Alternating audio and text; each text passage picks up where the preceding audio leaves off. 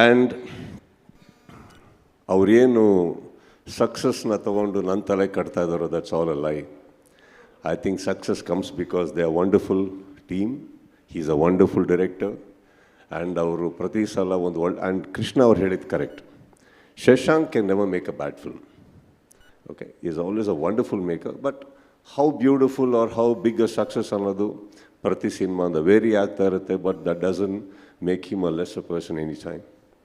So ಹೋದ ಸಿನಿಮಾನ ಅವರ ಪೊಟೆನ್ಷಿಯಲಲ್ಲಿ ಸಕ್ಸಸ್ ಆಗಿದೆ. And I have just been lucky that I am a guest there. I am lucky I am here today to.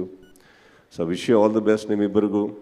And ಬರ್ಬೇಕಾದ್ರೆ ಇವ್ರು ಹೇಳಿದ್ರು ಅರ್ಜುನ್ ಜನ್ಯ ಅವರು ಮ್ಯೂಸಿಕ್ ಡೈರೆಕ್ಟರ್ ಅಂತ. ಅಲ್ಲೇ ಗೊತ್ತಿತ್ತು ಅವ್ರು ಬರೋಲ್ಲ ಅಂತ. ಅಲ್ಲಾಗತ್ತೆ, ಬೆಳೀತಾ ಆಗುತ್ತೆ ಅದು. ನಮ್ಮ ಅರ್ಜುನ್ ಎಲ್ಲ ಕಡೆ ಇರ್ತಾರೆ ಈಗ. ಎಸ್ಪೆಷಲಿ ಪ್ರೇಮ್ ಪಿಕ್ಚರ್ ಮಾಡ್ಬೇಕಾದ್ರೆ ಅವ್ರು ಬೇರೆ ಕಡೆ ಎಲ್ಲೂ ಹೋಗೋಕ್ಕೆ ಸಾಧ್ಯನೇ ಇಲ್ಲ.